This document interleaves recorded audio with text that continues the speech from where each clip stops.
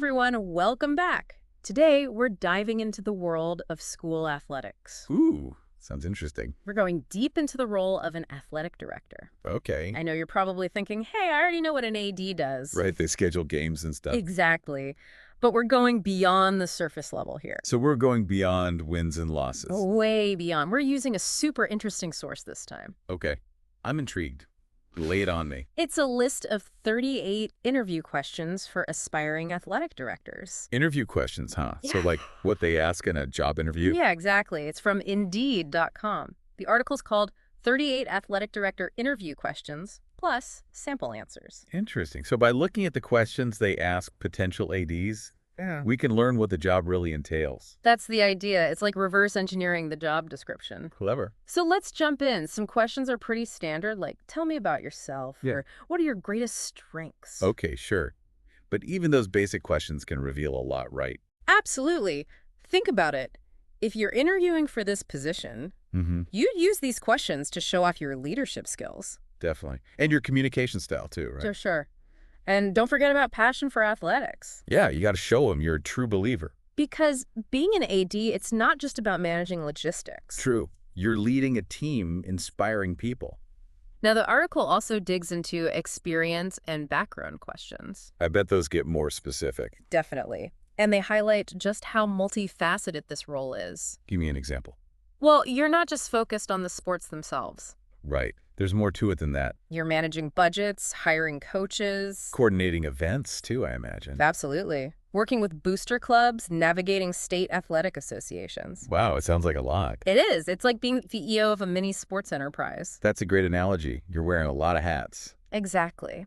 And amidst all that, there's this one question that really stood out to me. Okay, I'm curious. What is it? How do you define success in athletics? Interesting. It gets to the heart of what makes a great AD. Because it's not just about winning championships. Exactly. The article really emphasizes a more holistic approach. Okay, so thinking about the well-being of student athletes. Yes, on and off the field. So it's not just about wins and losses. Not at all. Think about it this way. You're the AD, and your star basketball player is killing it on the court. Their grades are plummeting. Oh, that's a tough one. Do you let them play? Man, that's a real dilemma. It is, and it forces you to consider what truly matters. Is it winning at all costs? Hmm. Or is it the long-term well-being of the student? That's the kind of decision an AD has to grapple with. Heavy stuff. It really is.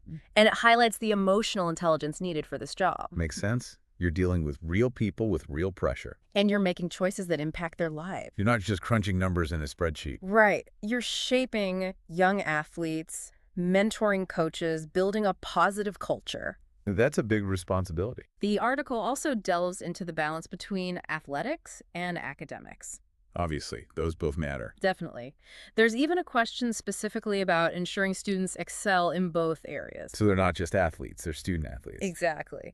And the responses highlight the importance of a collaborative approach. So working with both the athletic department and the academic side. Yeah. Things like tutoring programs, study halls. Open communication between coaches and teachers. It's about building a support system for these students. So they can thrive on and off the field? Precisely. And it's not about choosing academics over athletics. Well, the other way around? It's about finding that sweet spot where both can flourish. That makes a lot of sense. Now let's shift gears a bit and talk about the tougher aspects of being an AD. Okay. The not-so-fun stuff. Well, every job has its challenges, right? True enough. The article doesn't shy away from the tough questions. Like what? It covers things like conflict resolution, ethical dilemmas. Oh, boy. That sounds tricky. Those high-pressure decisions every AD faces. Give me an example. Okay, imagine this.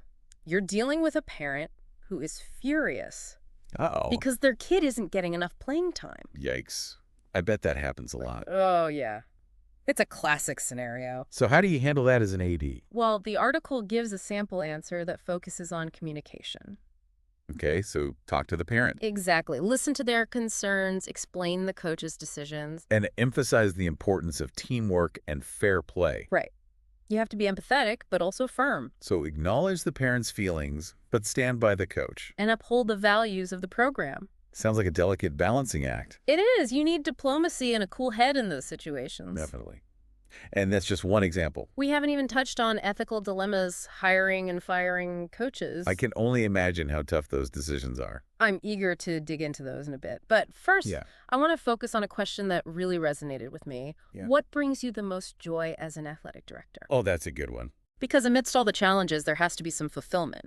Yeah, you got to love something about the job, right? Exactly. Yeah, it's got to be more than just paperwork and meetings. The article talks about the joy of seeing student athletes succeed. Oh, yeah. That must be rewarding. Seeing them reach their potential both on and off the field. Those aha moments, right? When everything clicks. Exactly. Like when a kid who is struggling finds their confidence. And blossoms into a leader. Or watching a team overcome adversity and come together. Knowing you helped create that environment. That's what it's all about. That's powerful stuff. That's what separates the good ADs from the great ones. I think so, too. It's believing in the power of sports to transform lives. Okay, so we've talked about the skills, the tough calls, and the personal rewards. But let's be real for a second. Okay. This job is not for the faint of heart. Right. It's not all sunshine and rainbows. The article dives into some seriously challenging scenarios. Like what? Give me an example. What if you suspect a coach is breaking recruiting rules? Ooh, that's a tough one. Or what if you have to make major budget cuts? Yikes, that would be hard. Those are moments that test your leadership.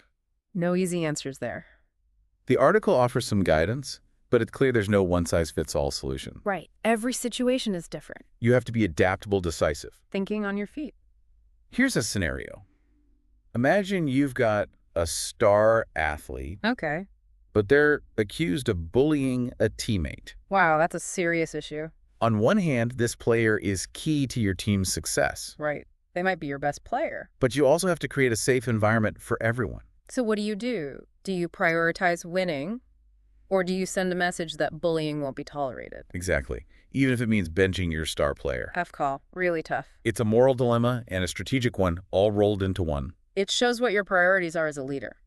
It's a reminder that being an AD is about more than just managing teams. You're a mentor, a role model, a moral compass. The article also talks about having a clear vision for your program, right? Not just reacting to problems, but being proactive. It's about shaping the culture and setting a direction. Strategic thinking comes in there. You have to consider so many factors. Student demographics, community support resources. And of course, your long-term goals. It's creating a roadmap for success. One that aligns with the school's values. And that vision can't just be words on paper. You have to turn it into action. Measurable outcomes, tangible improvements. Give me an example. Let's say your vision is to create a more inclusive athletic program. Okay, I like that. One that caters to students of all abilities. How do you make that a reality? Do you introduce new sports? Modify existing ones? Maybe partner with community organizations. These are the questions a good AD asks. It's a mix of big picture thinking and practical problem solving. Dreaming big, but staying grounded. The article also emphasizes collaboration. Makes sense. You can't do it all alone. You're constantly working with coaches, teachers, parents. Administrators, local businesses even. Building relationships, open communication. It's all connected. Like there's a question about handling a disagreement. Oh, between who? Between a coach and a parent. Yeah, that sounds familiar. It's a classic high school scenario. Happens all the time, I bet. The answer talks about active listening and mediation. Finding common ground. Being a facilitator, a peacemaker.